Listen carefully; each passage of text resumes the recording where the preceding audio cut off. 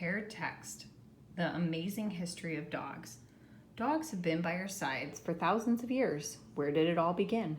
By Sarah Albee and Lauren Tarshish. Turn the page for more. Aww.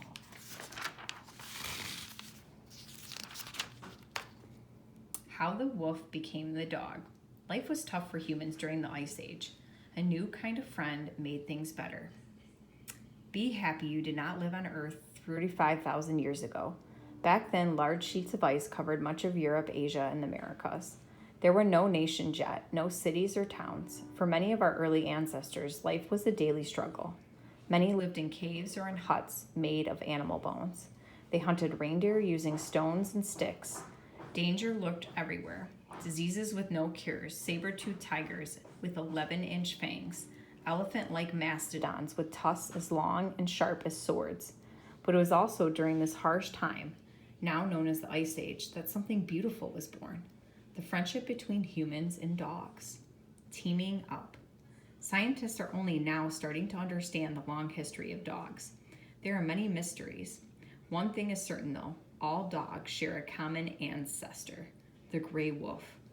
Of course, a fierce wolf did not suddenly and magically morph into a yapping Yorkshire with a red bow. The change from wolf to dog occurred gradually over millennia. Hundreds of thousands of years ago, humans regarded wolves as threats. Though generally wary of people, wolves sometimes preyed on humans. What's more, they competed with humans for game. But at some point, a group of humans and a group of wolves teamed up. This shows a beloved ancient Egyptian hunting dogs were often turned into mummies. How did this happen? No one is certain. Scientists are debating many of the possible answers. One common theory is that the relationship started when some bold wolves began venturing into human camps to gobble up scraps. Thanks to the extra food they were eating, these wolves thrived and gave birth to many pups. Some of these pups inherited their parents, both personalities, and, like their parents, made a habit of snacking on leftovers from human meals. When those pups grew up, they passed their boldness on to some of their pups, who also hung around human camps. The cycle repeated over and over, resulting in a generation after generation of wolves that were willing to get close to people. Meanwhile, people realized that wolves made effective guardians. They protected humans from dangerous animals, of which there were many. Giant hyenas, cave bears, cave lions, and snakes all posed threats to early humans. The presence of wolves made these terrifying creatures less likely to attack. So humans started encouraging the wolves, particularly the smallest and friendliest ones, to stay close.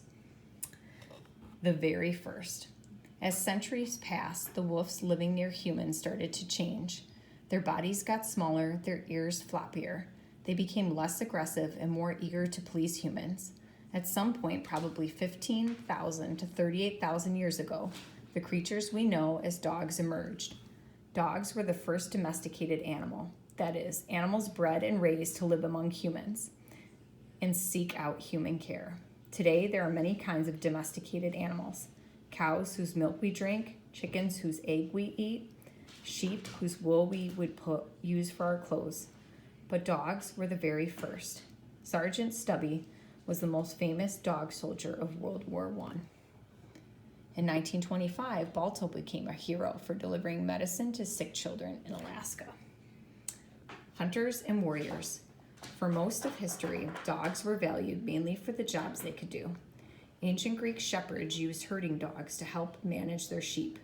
Roman warriors marched into battle alongside fierce war dogs. In ancient Egypt, some hunting dogs were so prized that when they died, they were mummified and buried with their owners.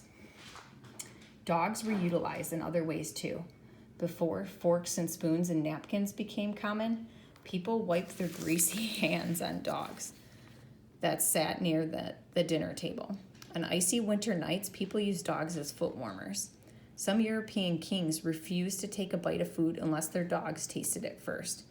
Only then they could be sure that the food hadn't been spoiled. In the Americas, native people used dogs as guards and hunting companions. George Washington plotted Revolutionary War battles with his hunting dog, Sweet Lips, by his side. In the 1800s, explorers Lewis and Clark journeyed across American western wilderness with a big black dog named Seaman. Seaman once saved Lewis and Clark by chasing away a buffalo stampeding through their camp. We still have working dogs today. They sniff out bombs for the police, help guide the blind through the city streets, and visit nursing homes to comfort the elderly. But the majority of dogs in the U.S. now are kept as pets. They sleep in our beds, lick our faces, and join our families on vacation. And it all began in the distinct past with a family of wolves howling across a dangerous foreign land. And here are my dogs, Willow and Cody.